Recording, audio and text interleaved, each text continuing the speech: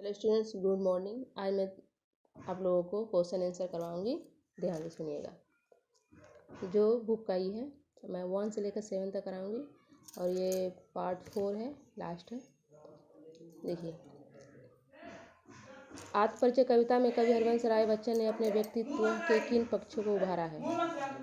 Answer, आत्मपरिचय कविता में कवि हरिवंश राय बच्चन ने अपने व्यक्तित्व के निम्नलिखित पक्षों को उभारा है। 1 नंबर, कवि अपने जीवन में मिली आशाओं निराशाओं से संतुष्ट है। वह अपनी धुन में मस्त रहने वाला व्यक्ति है।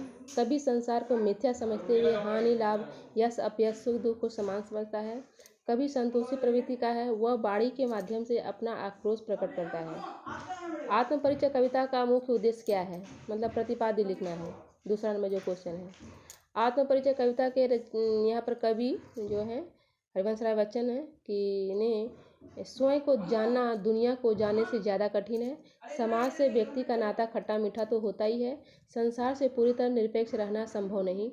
दुनिया अपने व्यंग्य बाण तथा शासन प्रशासन से चाहे जितना कष्ट दे, पर दुनिया से कटकर मनुष्य रह भी नहीं पाता, क्योंकि उसकी अपनी अस्मिता अपनी पहचान का उसका परिवेश ही उसकी दुनिया है।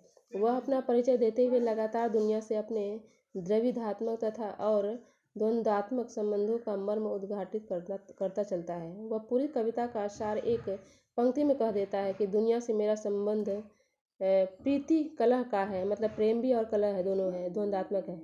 मेरा जीवन विरुद्धों का सामंजस्य है। प्रश्न नंबर 3, दिन जल्दी जल्दी ढलता है। कविता का उद्देश्य बताना है। उद्देश्य बताइए। यह गीत प्रसिद्ध कवि हरिवंश राय बच्चन की कृति निशा निमंत्रण से उद्धृत है, लिया गया है। इस गीत में कवि प्रकृति की दैनिक परिवर्तनशीलता के संदर्भ में प्राणी वर्ग के धड़कते हृदय को सुनने की काव्यात्मक कोशिश को व्यक्त करता है। मतलब यह जो प्रकृति है परिवर्तनशील है। किसी प्रिय आलम्बन या विषय से भावी साक्षात्कार का आश्वासन ही हमारे प्रयास के पगों की गति में चंचलता यानी तेजी भर सकता है।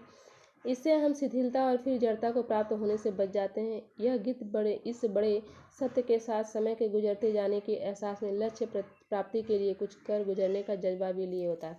कहने मतलब कि जैसे हम अपने मंजिल के करीब जाते हैं, वैसे ही हमारा दुख क्या हो जाता है, वह खत्म होने का कगार पर होता है और कम हो जाता है, क्योंकि हम अंतिम पड़ाव पर होते हैं। जैसे मतलब जो दिन जल्दी जल्दी ढलता है, कहने मतलब क्या, हम अपने घर को पहुँचने वाले हैं, यानी अपनी मंजिल तक पहुँचने वाले होते हैं और हमारे जो दुख होते हैं वह दूर होने वाले होते हैं। क्वेश्चन नंबर 4, आत्मपरिचय कविता को दृष्टि में रखते हुए कवि के कथन को अपने शब्दों में प्रस्तुत कीजिए। आत्मपरिचय कविता में कवि कहते हैं कि यद्यपि वह सांसारिक कठिनाइयों से जूझ रहा है, फिर भी वह इस जीवन से प्यार करता है। वह अपनी आशाओं और निराशाओं से संतुष्ट है। वह संसार से मिले प्रेम व स्नेह की परवाह नहीं करता, क्योंकि संसार उन्हीं लोगों की जयकार करता है जो उसकी इच्छा अनुसार व्यवहार करते हैं। वह अपनी धुन में रहने वाला व्यक्ति है। कवि संतोषी प्रवृत्ति का है। वह अपनी वाणी के जरिए अपना आक्रोश व्यक्त करता है। उसकी व्यथा शब्दों के माध्यम से प्रकट होती है तो संसार उसे गाना मानता है। वह संसार को अपने गीतों द्वंद्वों के माध्यम से प्रसन्न करने का प्रयास करता है। कवि सभी को सामंजस्य बनाए रखने के लिए कहता है। क्वेश्चन नंबर 5, कौन सा विचार दिन ढलने के बाद लौट रहे पंथी के कदमों को धीमा कर देता है? बच्चन के गीत के आधार पर उत्तर दीजिए।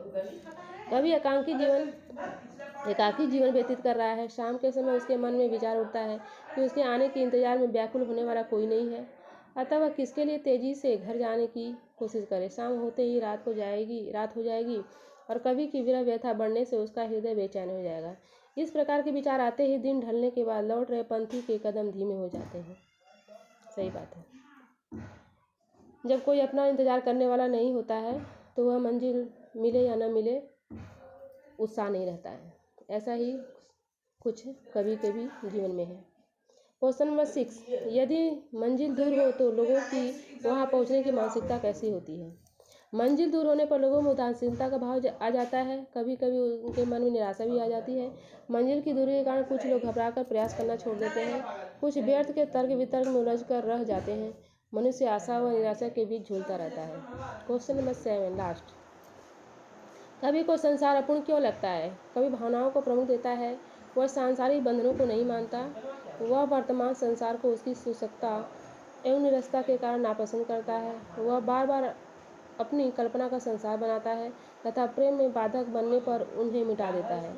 वह प्रेम को सम्मान देने वाले संसार की रचना करना चाहता है। अब क्वेश्चन में 8, 9, 10 होमवर्क रहेगा। Thank you.